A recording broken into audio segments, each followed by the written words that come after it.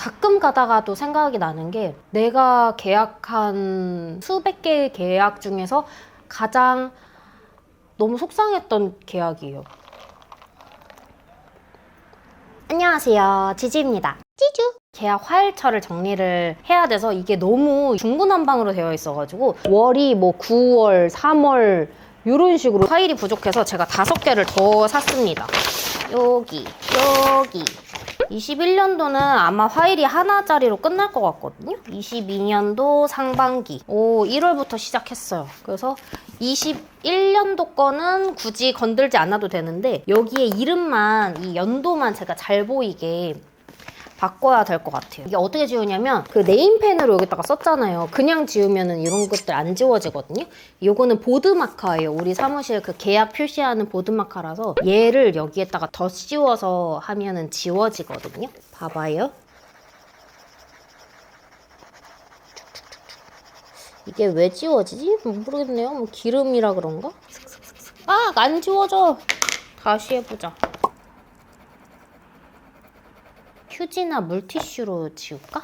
오, 나름 깨끗하게는 아니고요. 좀 더럽게 지워졌어요. 한 번만 더 해볼게요. 완벽하게 지워지는지. 그래서 오늘 요거를 하면서 계약서를 얘기를 하려고 그러는데 2시에 일이 있어서 지금 1시 이제 돼가거든요. 아직 점심도 안 먹었는데. 오, 완벽. 보여요? 이 정도면 깔끔하죠? 이게 옛날 버전이고 요즘 나온 거는 이렇게 하얀색이에요. 이거를 두꺼운 걸로 다시 써줄 거예요. 왕마카. 진짜 왕마카. 예전에 계약설만 쭉 올려보긴 했었는데 아마 6탄인가 뭐 5탄에서 멈췄던 것 같아요. 그래서 얘를 보고 생각나는 이야기 뭘까요? 맞춰보세요. 일단은 써볼게요. 제가 멀티가 잘 안 돼가지고 덜덜덜.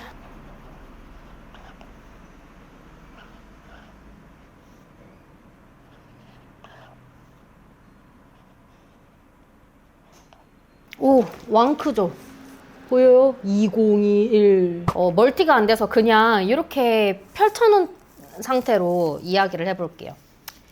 자, 바퀴벌레 이야기입니다.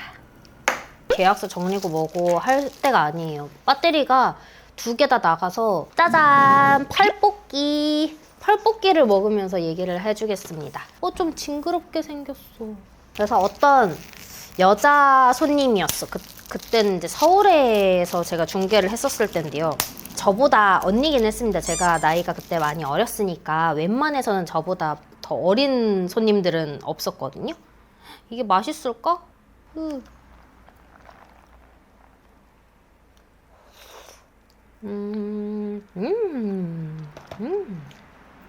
괜찮은데? 그냥 말랑말랑한 떡볶이 같아. 옆에가 빨대 구멍인가 보네. 안 달아. 펄 맛이 안 나고 그냥 엄청 말랑말랑한 떡. 그 손님이 외국에서 살다가 이제 막 한국으로 들어와가지고 일을 구하기 전에 일단은 집을 구해야 되니까 그래서 저랑 집을 보는데요. 그때 당시에 제가 진짜 객기로 이거 빨대 뚫리지도 않네. 제가 객기로 어차피 이 사람은 집을 구할 확실한 사람이고 다른 부동산에 가느니 나랑 집을 봐야 된다라는 생각으로 투룸을 봤었던 것 같아요. 제가 집을 16개를 보여줬어요. 하루에. 그때는 그런 마음이었어. 오늘 계약 못하면 이건 있을 수가 없다. 당신은 무조건 나랑 계약해야 된다. 말로 이렇게 표현을 한 건 아닌데 거의 그 각오로 강남에 있는 투룸이란 투룸은 다 보여줬어요. 대략 한 20몇 개 정도를 매물량을 준비를 했었어요. 근데 막상 실제로 보게 된 게 16개였던 거죠. 이제 물건 많이 볼 거니까 운동화를 신고 오셔라. 이 정도까지는 제가 얘기를 해줬습니다. 딸기. 얘는 펄이 없나? 조그만하게 있네? 하얀 펄도 있어.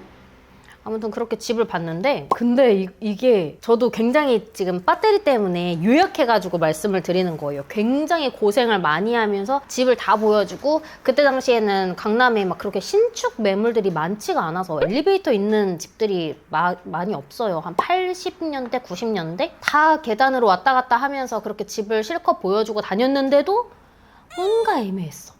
마음에 쏙 드는 집까지는 없었단 말이에요. 그날 밤 손님에게서 연락이 왔습니다. 다른 부동산 광고를 보고 이거 나 혹시 내가 뒷박친 건가?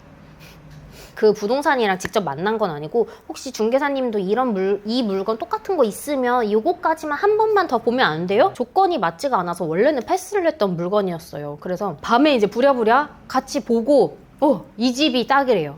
거실 공간이 넓지는 않은데 투베이 형식으로 되어 있었고 미닫이 문이었었던 방으로 기억을 해요. 그래서 계약금도 걸고 계약서도 쓰고 다 잘 됐는데 문제는 이사 들어가기 직전에 입주 청소를 하겠다고 갔는데 이제 가족분이랑 갔나 봐요. 에어컨을 뚜껑을 연 거지. 바퀴벌레가 수백 마리가 나왔대요. 나는 못 봤어. 그 손님의 이모분 말로는 아무튼 그렇게 얘기를 했습니다. 근데 얘기를 하는 게 요거는 집벌레여서 이 집을 계약을 파기를 하고 싶다. 내가 근데 이거 펄뽑기를 먹으면서 그 얘기를 하니까 좀 그런데? 벌레가 검정색이 아니라 갈색이다. 자기네가 알기로는 이거는 집벌레여서 이 건물 전체의 문제인 것 같다 해서 주인분한테도 얘기를 했더니 막 그럴 일 없다고 그냥 약 처리하면 되지 않냐라고 얘기를 하셨대요. 근데 도저히 이 집에서 살 수가 없다라고 하시는 거예요. 근데 저는 중개 보수까지도 다 받았고 잔금도 다 끝났고 사실은 벌레 무슨 뭐 사진을 찍어서 받은 게 아니기 때문에 약간은 그런 마음도 있었어요. 되게 깐깐하신 이모분이라고 얘기를 전달받긴 했었거든요. 그 손님분한테. 계약 파기시키려고 일부러 그러시는 거 아닌가? 이런 마음이 조금 있었어요. 그래서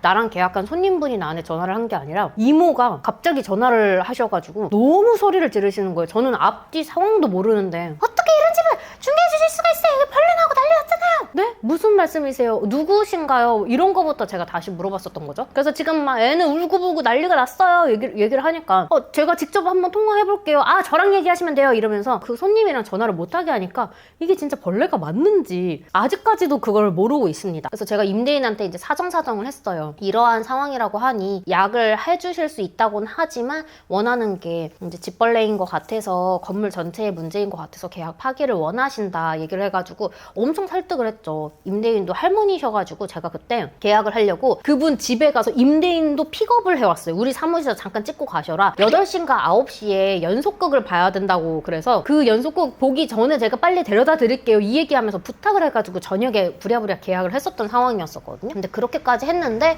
이제 임대인한테 제가 많이 상황을 얘기를 해서 그럼 알겠다 뭐 계약금을 돌려주겠다까지는 되셨어요.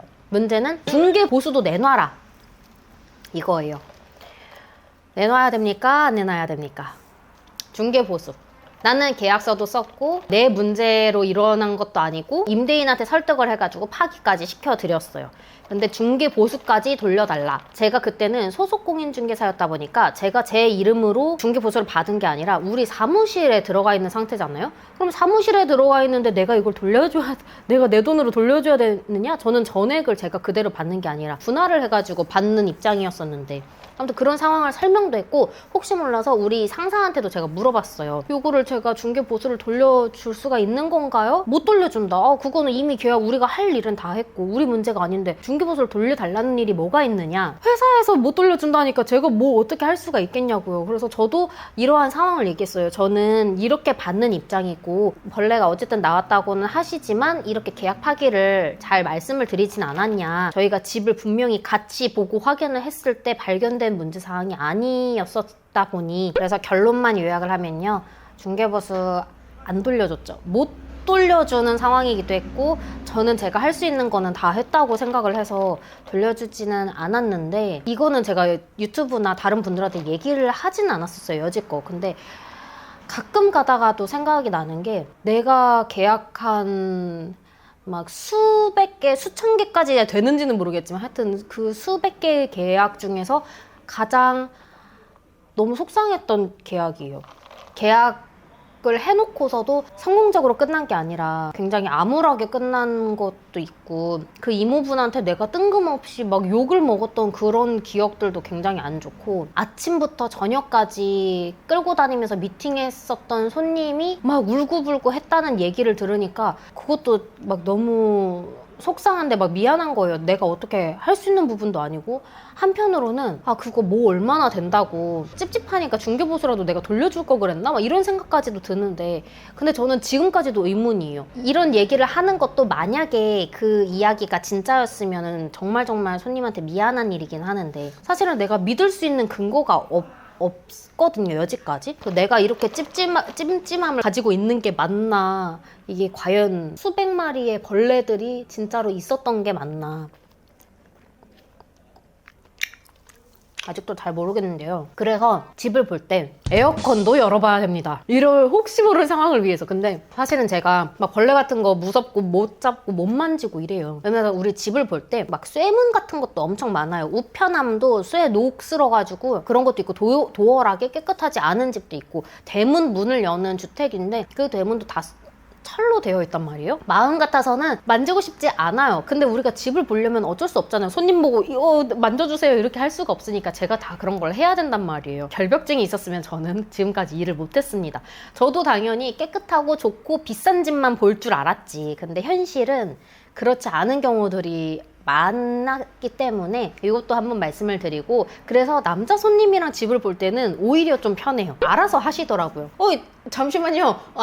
열어보시려고요? 이렇게 막 화들짝 놀랄 때가 있거든요. 겨울에 이사 가는 경우 이 에어컨 필터 청소가 되어 있는지까지는 모르잖아요. 임대인이 직접 와서 청소를 하는 게 아니기 때문에 이런 여부까지는 모르거든요.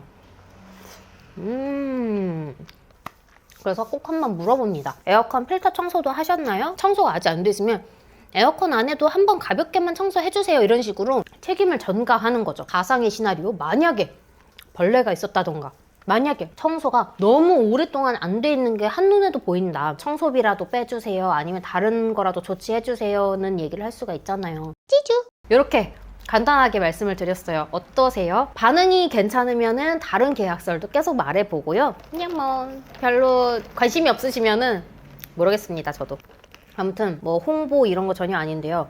떡 소스가 괜찮아. 먹어본 떡 소스인데 무슨 소스라고 얘기해야 될지 모르겠습니다. 오늘의 계약설 끝! 안녕! 저는 지금 여기 산더미처럼 남은 계약 활철 이제 마저 정리를 해야 됩니다.